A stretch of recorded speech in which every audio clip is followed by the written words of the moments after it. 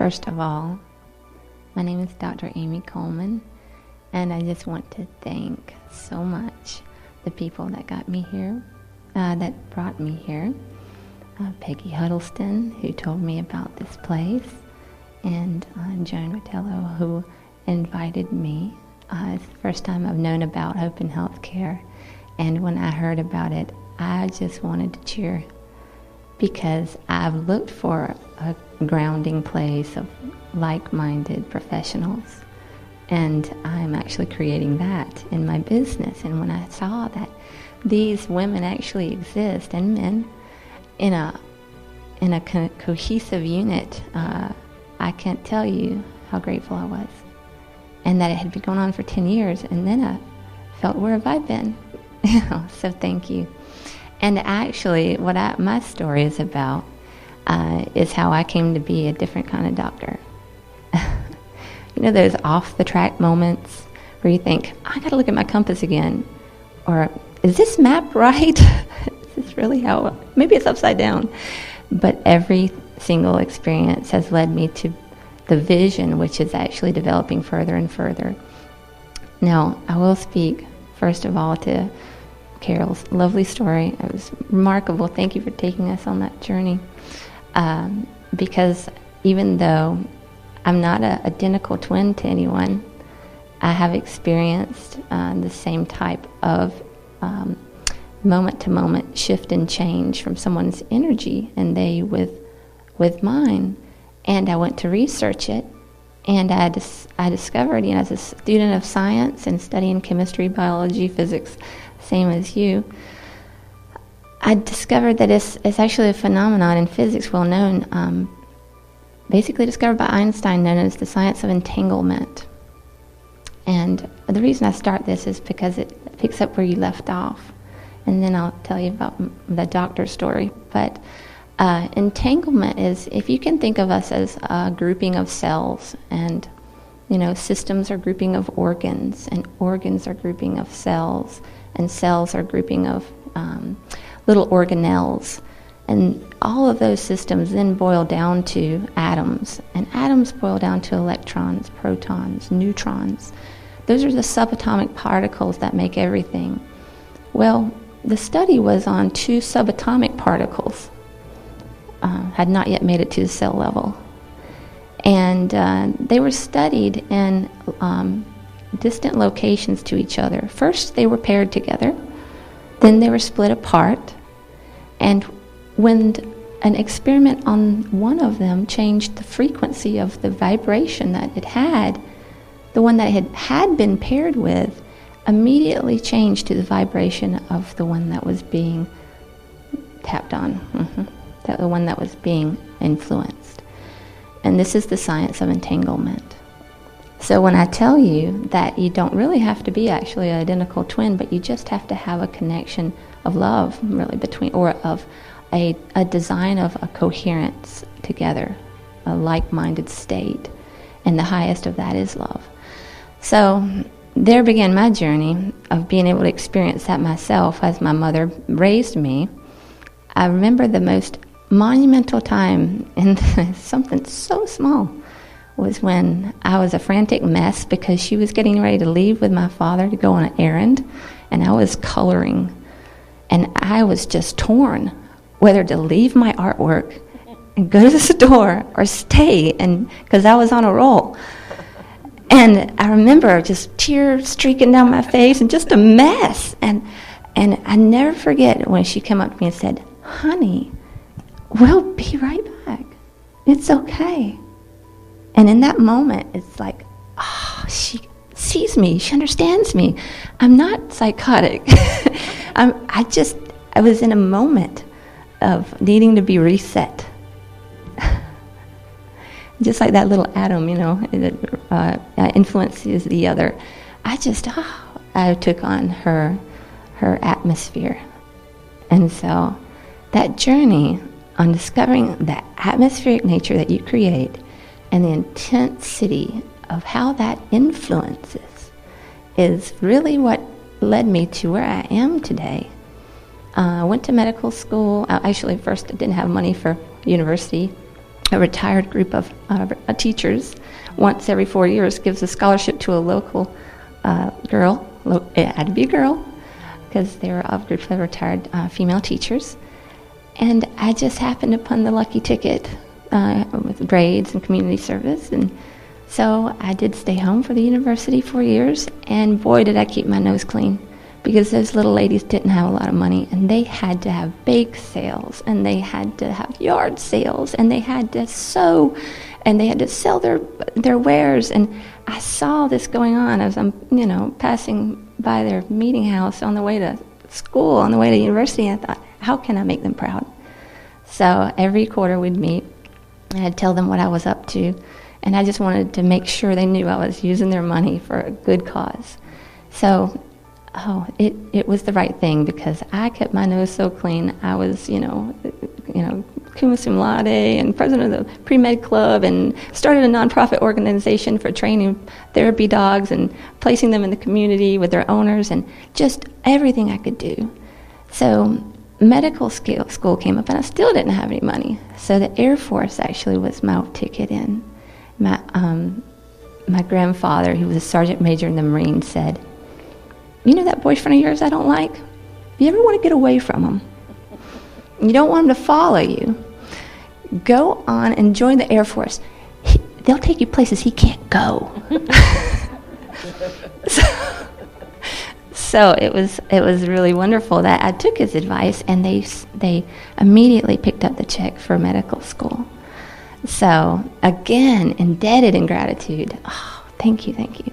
So medical school was interesting because that empathy that I went in with, that innocence and that version of love that I was taking with me for everything that medical school meant to me, was eroded away. It was chipped at. They said, "No, that's not important. Your cranium from here up is important, okay?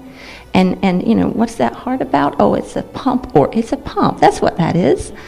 Okay. So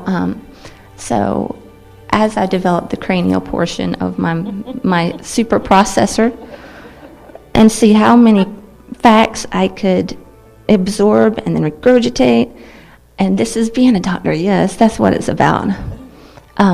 Now, of course, we have computers and artificial intelligence that is reaching an exponential level, and access to information at a rate that now we can't even keep in our noggins. We'll need at least 20 of them for that. So what makes a doctor then? Is it the humanity? Is it the compassion? Is it the empathy that truly makes a good doctor now, if we all have access to the same information? So is how we put together the information, maybe? Is it how we read the information and how we translate it to a person's heart? Their emotion and their soul? Because I think that in doctoring, I always knew that we're not just dealing with biological tissue. We're dealing with spiritually sensitive tissue. We're dealing with their soul every time we do, say, touch a patient. And so, of course, no one wanted to listen to this. I was not a good resident either, as I let them know my mind. But I did this. I left after internship. I finished internship in the Air Force. It was 9/11. You remember? The first thing I could think of is, how do I get over there to New York City? How do I get in this fray? How do I help? And so I went active duty as a flight surgeon. Now, a flight surgeon isn't somebody that has steady hands at 25,000 feet and is doing surgery, and it's not that. Surgeon is an Old English word for physician. And so as a flight surgeon, you go to the training methodologies that pilots entrust for making sure they're safe on their job. You go to survival school. You go to centrifuge training. You go to the high altitude chamber training. So you learn how to deal with G-induced loss of consciousness, where you're in a fighter aircraft, and as you see in Top Gun, and the F-18 spinning around towards the Tomcat is spinning around towards the ground, flat spin, headed out to sea. That pilot is actually he would be my patient, if he made it through. And I actually was a flight surgeon attached to a F-16 unit. And I couldn't keep my hair like that under the helmet, so I have to bun it in the back. I wasn't worried about my hair because that's quite a ride. Logged 40 hours in an F-16. They even let me drive a little, but I didn't have a license, so we didn't go that far. I didn't get to land. So then I was stationed with the pararescue team, which is a special forces unit of the military. And my heart went out to these gentlemen. And I was out of the specs of the academic environment, which said what kind of medicine I should practice. I'm not going to curse here when I say, don't should on anybody. Okay? Don't let anybody should on you. Because should is not coming from your heart if you're doing something because you should. I did this. I actually was a flight surgeon because I had the passion of truly helping. And in doing that, I made myself available. I went to their schoolhouse where they trained up for their pararescue career field. I opened a clinic at 6 a.m. before they started their morning run so that I could get to know them and see where they were going wrong or going sick. Just stepping into preventative medicine there, making sure that they were taken care of. I was a mother hen in a way. They were my boys. And because I looked at them that way, and they took care of me too on the runs and training, we were a team. There wasn't this hierarchy of the physician up here and the patient down here. There wasn't a looking down upon it. We were all on the same level. And so in that regard, I was learning how to apply the empathy I always knew for myself as part of the medicine. So I had such good results with the pilots and the pararescuemen. Even the pilots, the ones that weren't able to take the medication. If you have high cholesterol, your liver can actually have trouble. Really, as doctors, and as patients, it can give you muscle fatigue and pain. And they drink a lot. And I don't mean orange juice. They literally have livers that probably are harder than that vase. And that's part of their adjustment to not develop PTSD. They have a bar in the squadron so that when they have a real near miss, they can get together and powwow over that, so that that's their crisis management in a way. So yeah, I had my own beer mug. I didn't use it frequently, but I did ask for them to order the one with the handle that didn't have the silhouette of the naked lady. I was like, please, just put my call sign on it, Peach it. I don't care if you call me Peaches. I know that's my call sign. I'm just... I really wanted a tough call sign. I really wanted something really, really tough. And they're like, we're going to call you Peaches. Okay, so anyway, I hid it for a very long time until they made me own it and put it on my helmet bag and everything. So I actually raw juiced for a pilot his medicine. I'd present it to him in a thermos that was metal thermos, so we couldn't see what god-awful color, green, brown it was, with all those good spinaches and beets and vegetables in it. And I had him drink it twice a day. We lowered his cholesterol by 60 points. He did not require a waiver, and he didn't require to go off of flight status. And so, we're integrating these things of this wellness center that, I have yet to have a brick and mortar institution of, but of which I have a hope one day of. And that was 2002. Oh no, 2003. So that was an early on intervention. Now with that success, I was actually deployed. Congratulations, you're doing a great job. Deployed to Iraq and do the same kind of mission over there. During wartime medicine, I found a lot about empathy. People that had extreme injuries on the field were in the inpatient airport terminal. We had a venue because all the wounded soldiers in Iraq came to us in Balad, and I would secure them, make sure they were stable, and we'd fly them out to Landstuhl, the big hospital, and then to Walter Reed. And those patients, the thing that really struck me was that war could be beautiful in opening up somebody to feeling something bigger. A gentleman with very bad injuries just cared about the person beside him and wondered how his buddy was doing. He might have been missing a leg. His buddy might have just had a sprained wrist, but he wanted to know more than anything how his buddy was doing. His other question to me was, when can I get back to work? So you can see, in having these exposures to people and having these stories under my belt, made me a physician that was on a different path. I was able to really emote empathy and integrate it into my daily walk. I didn't have the rush of the 5-minute visit or an insurance company telling me about productivity values. Okay. So, and then I got to design my own clinic. They continued to push me up the chain. I became a major. I was running a large headquarters clinic where I saw 1 through 4-star generals and taking care of all the air attaches of the European command of the U.S. embassies. And I'll tell you, we took care of somebody coming in from Bulgaria, all their health care in one day. We had it all aligned. And that doesn't happen here, but it should. So when I got out of the military, it's a big decision. It was a big decision. I ended up going back to residency at University of Kentucky and finishing my family medicine. And then I was exposed to the civilian world.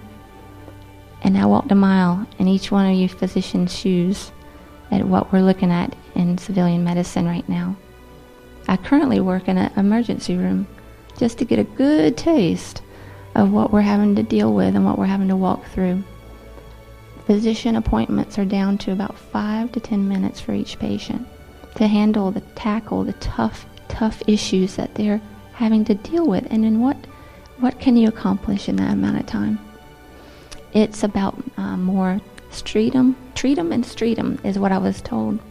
And this is a difficult place to work and still remain in what I know is true. So I've begun branching out, and I'm starting my own company. It's called WellSmart Medical Services. And it's got a 3-tier approach. Right now, it started, just before 3 weeks ago, it was an online service for consultation. And I offered local services, thank goodness, through Lauren Higdon's program with her husband Joshua at Centered, which is a Lexington, Kentucky-based wellness center offering complementary modalities. And but now it's branching out. I'm actually developing an online educational course because all the access to data out there on the internet is what it is. It's data. What do you do with data? It's confusing. It's a spreadsheet of numbers. It's a non-associated grouping of intelligence, but it has no context and no real educational value. So I'm developing 2 courses online. One of them is called The Science of Compassion for Healthcare Providers. The other one is called The Mini Medical School for Patients.